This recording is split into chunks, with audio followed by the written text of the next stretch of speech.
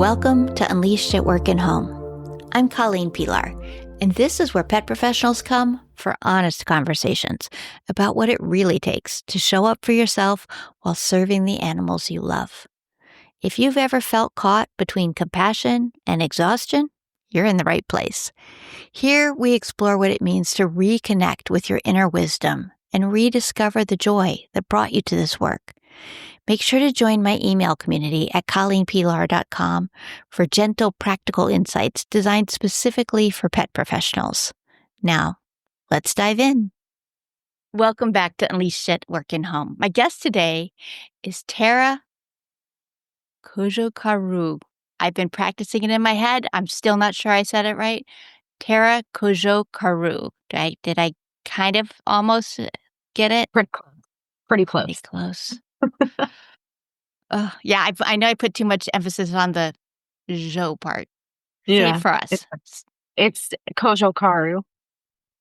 Yeah, Okay, so more on the Cojocaru. car. Okay. Yeah. In any case, Tara, welcome. Tara's the volunteer coordinator of the Humane Society of New Braunfels, Texas, which I also probably just said wrong.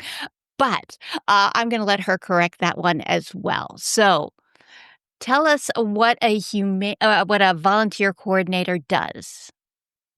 Basically, my job is just ensuring that everybody who's interested in coming in and helping out pets, they kind of have a good understanding of animal handling, animal enrichment, making sure that they follow all the rules regarding safety. With so many pets coming in, a lot of things can go wrong if we're not careful, whether it's, spreading disease or potential bite risk, things like that. So my job is simply welcoming everybody in, making sure they have a good foundation of skills before they get started. And then as they're volunteering, continuing to train them in a wide variety of areas that they can help out with. That sounds pretty complex. It can be. There's a lot of volunteers. We usually have about 400 active volunteers in our system, but usually only maybe, 10 to 40 in a day. On a busy day, it'll be upwards of 40, but typical day, about 5 to 15 people each day. That's a lot. It's not bad. And they tend to stay for quite a while, anywhere between an hour and 5 hours.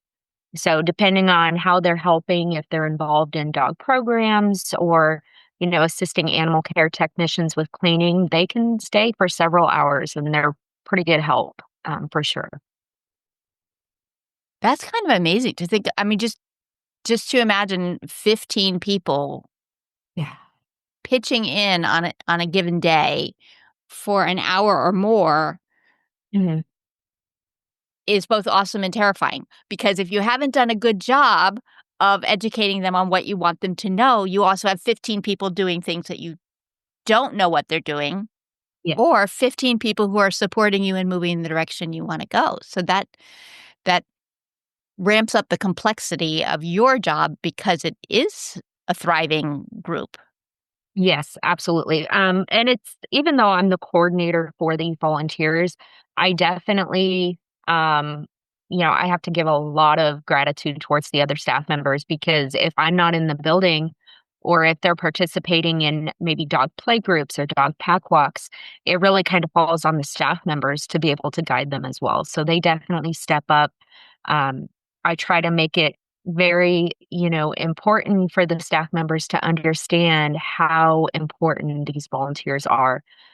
We usually have about roughly 20 staff members on our payroll, and we probably have about 200 animals in our care at any given time. And those aren't including the ones out in foster. So we're definitely outnumbered. And without volunteers, we absolutely would not be able to do the things that we do in our facility. Yeah. And how did you become the volunteer coordinator? By accident. I originally started in 2018 at the Humane Society, and I came in as an animal care technician. I wanted to be directly with the animals. I loved caring for those guys every single day. And it was nice because you could interact with the pets and you didn't really have to interact with people. Even though in animal welfare, people are super important to be involved with, um, you also have the negative individuals who, don't care about pets quite as much as others. And, some neglect and abuse and cruelty cases come along. But a couple months after I started, that's when I started kind of assisting the individual that was doing the volunteer program at the time. And then when they went on to other opportunities, that's when I took on the role.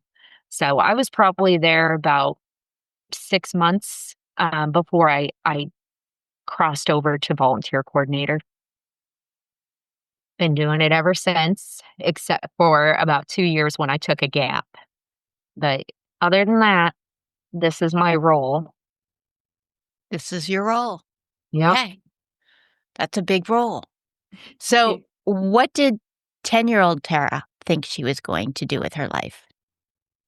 Honestly, when I was a kid, I at one point, I wanted to be a veterinarian, and then from there, I kind of wanted to be all kinds of things. I've always been kind of spontaneous, and I change my mind a lot. So I tend to get excited about one topic and then, another and another and another. At one point in middle school, I wanted to be a volcanologist because my teacher used to be one, so I was fascinated with that. And then there was another time where I wanted to be a psychologist. I started that, degree. I got my associates in it, and then I decided to switch my degree to, um, business management, which I never finished because I realized I don't like business. Um and then I switched to a degree in photography, completed that, and then I switched into animal welfare, and I got my certification in, animal behavior and enrichment. So, I've been everywhere, but this last one seems to be the one that stuck. I think it's interesting how some of the pieces can fit together so well for people. Like, I can see real value in having some business management courses and having even the photography, right there in there, that can play a role in making things, I don't know, more nuanced and better for you in your current role. Is that true?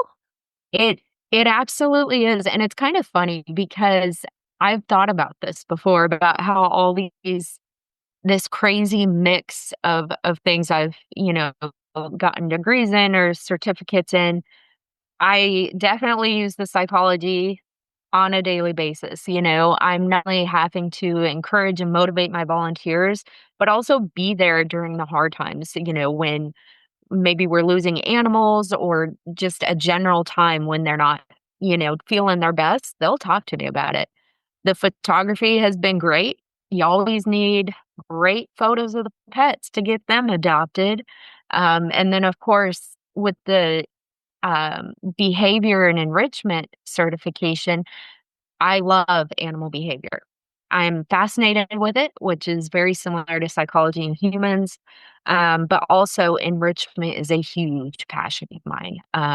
So, about a month after I started at the Humane Society, I actually approached the director with this entire plan that I had written out, on ways that we could incorporate an enrichment program using materials already in the shelter that were upcycled, into pet enrichment things, or get some donations from the community for like muffin pans and tennis balls to make puzzles for the dogs and stuff like that.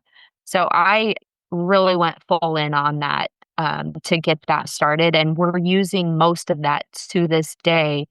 um, 7 years later. So that has always been a huge passion of mine. And even at my home with all my animals, I'm very big on enrichment. I love making animals thrive in whatever setting that they're in. Well, when we were just getting ready to start our conversation, I told you that you needed to hang on for a second while I was filling a few toys and was smearing peanut butter on stuff for my dog because I was worried he might be a little too busy during our conversation. So I Yeah. think enrichment's such a cool tool, and Mhm. one had that could be used even more, but just wasn't even really thought about for a pretty significant period of time decades ago. Like when I started, enrichment was not as big of a piece as it is now, and I think it's so lovely to see how that's coming more into to the public awareness as in addition to among the professionals. What have you noticed about the population coming into your shelter when they see some of these enrichment things out and about and in use? Are you hearing feedback?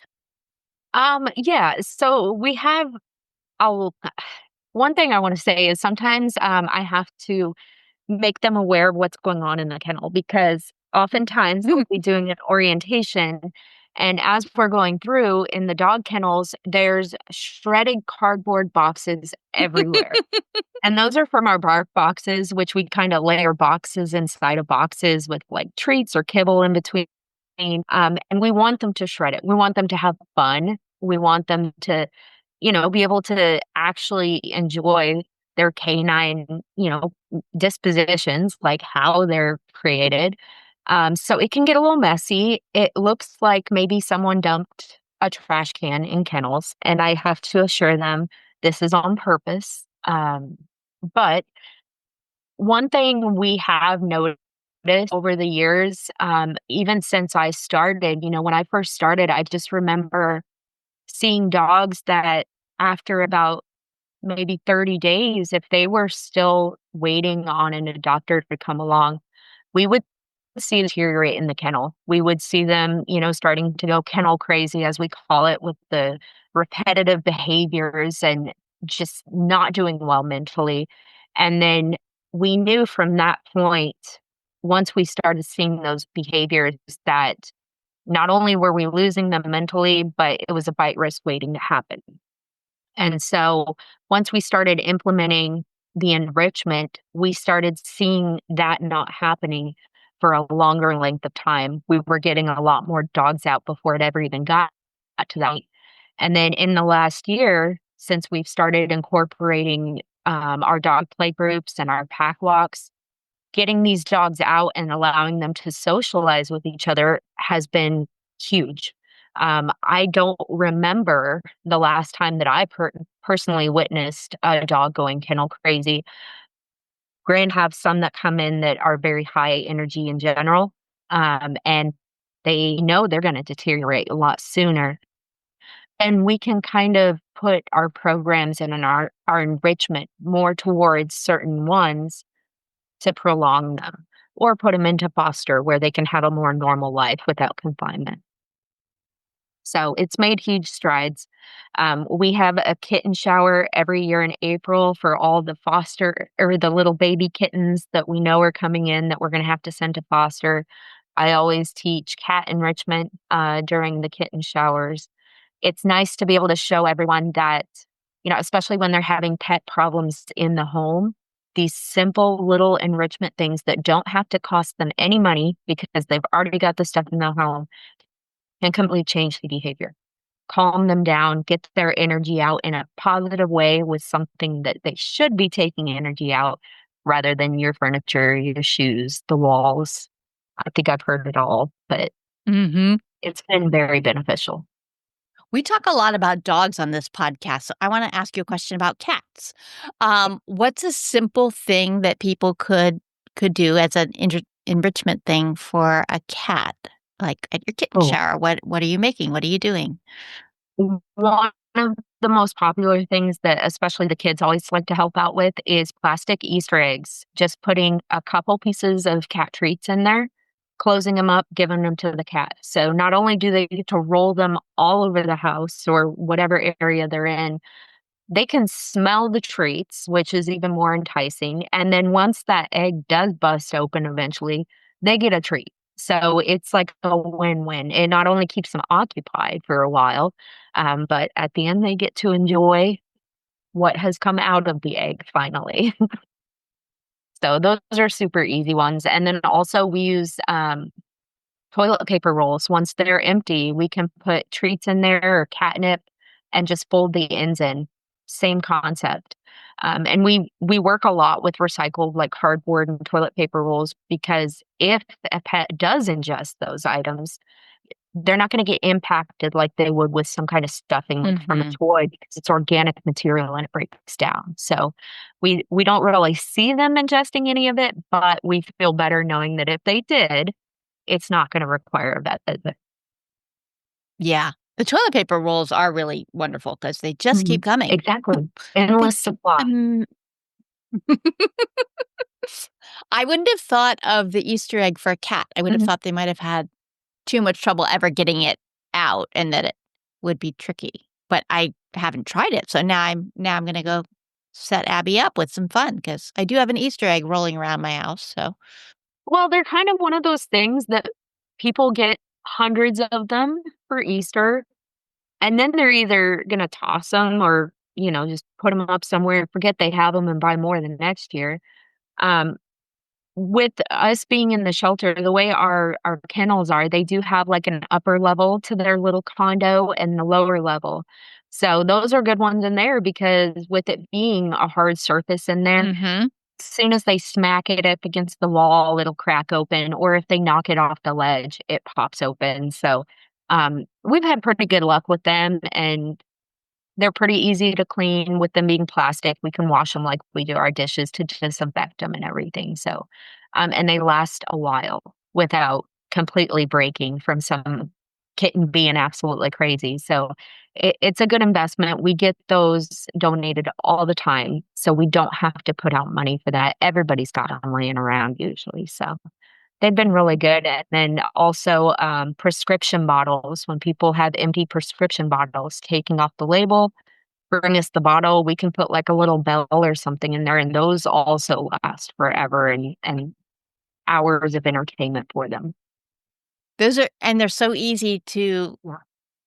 get once people know to save them for you. You know, Exactly. Yeah. like you could wind up with you know, a perpetual supply once people who would like to volunteer. And if you have 400 active volunteers, Yep. presumably just telling a few of them that you'd like toilet paper rolls and prescription bottles probably gives you a Yeah. lot of material. There might do you have a time when you say like, please stop bringing us toilet paper rolls, or have you not hit that yet?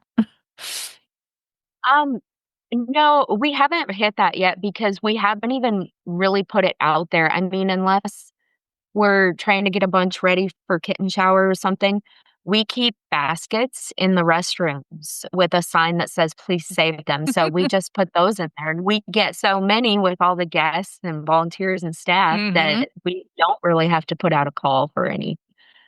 We have plenty, and especially paper towels too. We use tons of paper towels, so Yeah, it's a pretty good supply. it's a pretty good supply. I ask all of my guests to share some words that have meaning to them, and the words you shared are a Bob Marley quote. You never know how strong you are until being strong is your only choice. Tell me more about what this means to you. I feel like so many times throughout life, I mean, not just myself, but everybody, we experience those moments where it feels like it's the worst possible thing we've ever gone through. And then once we get past it, obviously it's not as strong in our minds anymore. And years down the road or months down the road, something else happens. And again, we feel this is the worst thing I've ever gone through. But when we look back, we see just how many things we have not only gotten through, but became stronger. It kind of gives you a little bit of hope that, whatever comes your way, you will get through it because you've done it so many times in the past. It makes us stronger emotionally, mentally. It definitely teaches us how to, approach things differently and not take the bad so difficult. I think that's So true. That helps you develop a trust in yourself, which I Mhm. think is the piece that's sometimes missing in those moments of like, this is so hard. There's an element of like, can I do this? And the more you look back and see, I did that before and I'm stronger. And I did that and now I'm stronger. And I did that and now I'm stronger. There becomes this ability to say, I can handle what comes my way. Don't have to love it, but Mhm. um Yeah, I exactly. can do this. And I can trust me. I can rely on me. And that is super helpful for people to feel. And we don't always feel that, but the more often we can feel it, the better. Yeah. When did this particular quote come into your life? Do you remember where you heard it, or are you a big Bob Marley fan, or how did this come to you? I do love Bob Marley. I in high school, I was very much and still am, I'm huge on music. I love music. Music gets you through everything. There's always a song that's gonna correlate with how you're feeling in that moment. So I'm huge on music, especially, everything pre-1979. I love my class rock, um, really all genres, but in high school, that was thing that, I was very much into Bob Marley, Jimi Hendrix, all those guys, Grateful Dead, all these guys, and it's a hard time going through high school in general. So my music was everything, and I had read a lot of books, everything from John Lennon to Bob Marley to Janis Joplin stuck in my mind, from that time, and I've carried them with me ever since. Music has always been very big in my life and gotten me through all the hard times, so That's beautiful. Thank you. Is there a song that's been, in your heart lately that is meaningful to you? Um, I have one, just over, like, the past year. I have been listening to a song called Pink Skies by Zach Bryan, um, just because last year I did lose my father, and shortly after that is when I first heard that song, and it just kinda reminds me of him. Kinda puts me in comfort, though, at the same time about losing him. Mhm. So I do find myself listening to that, especially when, I'm kinda grieving a little bit, um, remembering him, but yeah, Zach Bryan is definitely one I've been listening to a lot over the last year. Thank you. I'll link that one in the show notes so anyone could listen if they'd like.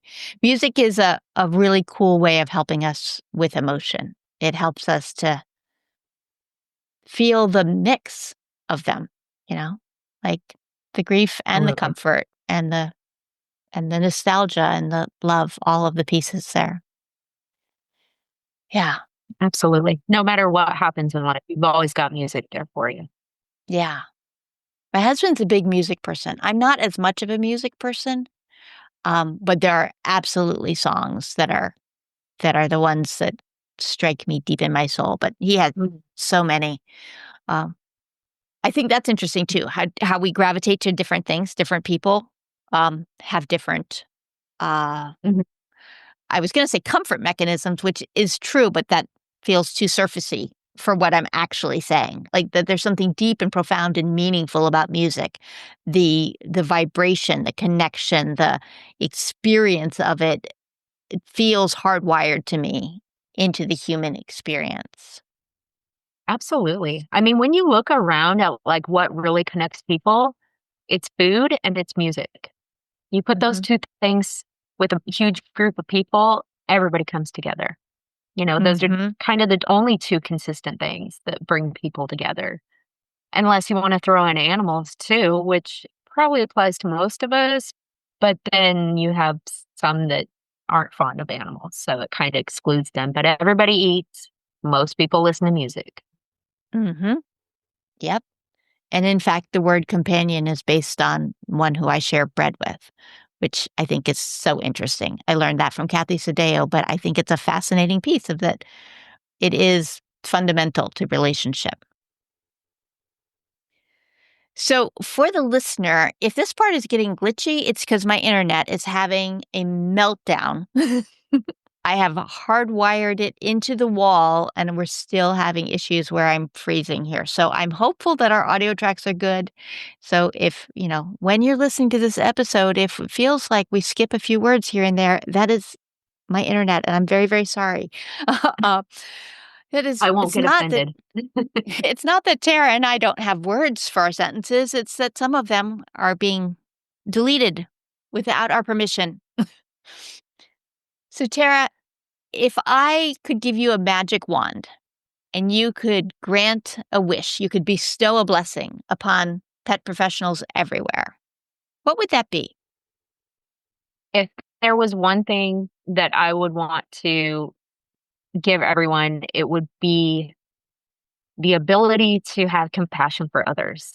Um, One thing I see often is working in kind of a difficult and stressful industry.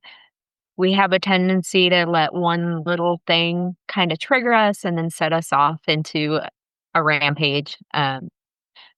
We tend to say too often that we hate people when we have bad days working in animal welfare, but we have to remember, we have to have empathy for others. We would not be able to give these pets foster homes or permanent adoption homes if it wasn't for people. We wouldn't have all the funding that we do have available if we didn't have amazing people that donated.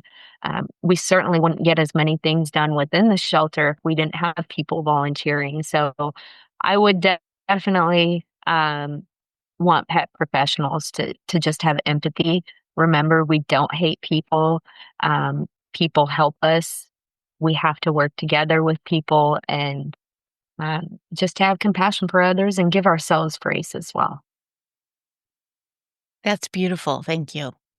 And so true. And the perfect philosophy for a volunteer coordinator. Yeah. Guess I've had lots of practice over the years. Yeah. Yeah. Well, thank you so much for joining me today to talk about all of these things. It's been a really interesting conversation with you today, Tara. Well, I'm glad you had me on. I actually didn't know when we've talked in the past that you actually had a podcast. And I do want to mention that when I went and looked up the podcast and started listening to it, I noticed that a couple episodes ago you had Karen Deeds on your podcast, and I was completely fangirling. I actually spoke with her. Um, I saw her presentation in 2019 at Texas Unites for the Animals in Austin. And from that point, I was obsessed with this woman. Her knowledge of canine behavior blew my mind. I had reached out to her after the conference, and she shared all of her presentation with me, her slides, everything. She was amazing. I love that woman, and she is one of the reasons that I got certified in animal training and enrichment because she was awesome, awesome woman. So I was so excited that you had her on here, and hopefully a lot of other people got a lot of value from her too, as much as I did. So I'm excited. Well, I'm so It was glad to good hear talking. that. I will link to her episode in your show notes so that anyone who wants to hear Karen's as well can check that out there. That is awesome. Yeah, I feel Small so world. privileged that Yeah, so many amazing pet professionals are willing to talk to me on this show because everybody has something to offer. It's so exciting and wonderful to share. So it is a pleasure that Karen came on and a pleasure that you came on. And I'm really happy that we had this conversation today. absolutely. Thank you for having me. That's our conversation for today. If something we talked about resonated, I invite you to sit with it. Notice what feels true and what you want to explore further. You don't have to have it all figured out to start moving toward what matters. Whatever showed up for you today, clarity, questions, even resistance, Trust that it's pointing you towards something important. For more support, join my weekly notes at colleenpilar.com. And until next time, remember, you are enough. Always, just as you are.